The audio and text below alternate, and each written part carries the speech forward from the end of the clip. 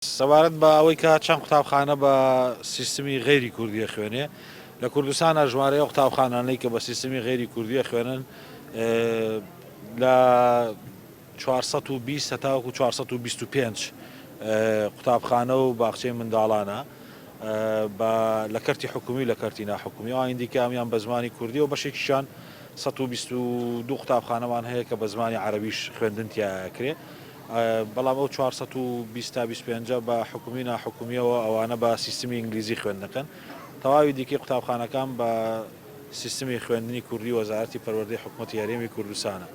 سەبارەت بە بابەتی خوێندنی زاراوەکانی دیکە لە کوردستانەوەی کە هەیە خوێندن بە دوو جۆرە زاراوەیە، زاراوەی بادینی و هەروەها زاراوەی سۆرانی و پێشمان وایە ئەو جۆرە خوێندنی کە ئێستا هەیە تەختەی هەموو ناوچەکانی کوردستانی کردو گرفتێکی تیایان نیە.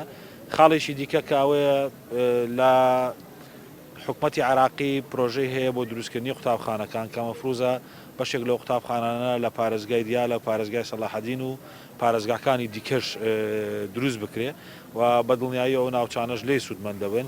ئێمە ئێستا پشگیری خوێندنی کوردی لە کەرکووک لە خانەقین لە دووسخورمات و لە شنگال لە هەموو ناوچانەکەین. لە خانەقین حکوومەتی هەرێمی کوردستان گرنگیشی زۆری داوە بە کەرتی پەروەردە.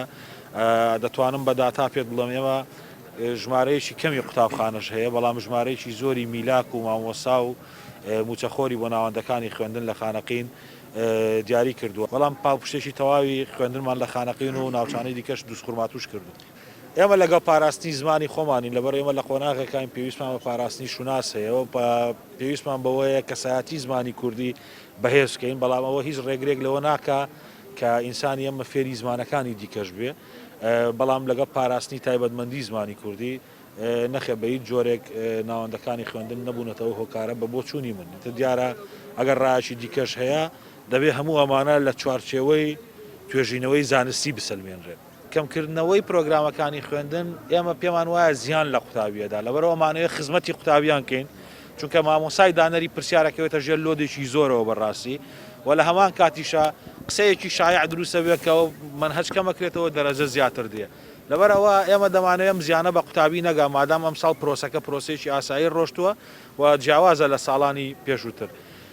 هەموو ئەندامانی ئەنجومەنی وەزارەت تێگڕا بە ئیجماع کەس لەگەڵ کەمکردنەوەی منهەج نەبووە، لەبەرەوەی هەمووی پێیوا بوو کە زیان بە قوتابی ئەگەیەنێ.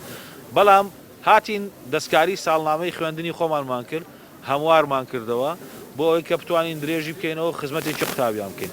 ئێساش دووبارەیەکەمەوە ساڵنامەکە بەڕێوەبەرایەتی گشتی ئەزموونەکان ڕاست پێراوە دراسی بکە. ئەگەر پێویستیان بەوە بێ کاتیشی زیاتریان بدەینێ بڕیارمان نەداوە ئەوە 22 لەسەر حوتی بیکاری و ڕێژەی نەگۆڕە و نابێ هەر دەستکاری بکرێ. ئامادەین بەڵام لەسەر ئەساسی کەمکردنەوەی منهەجنا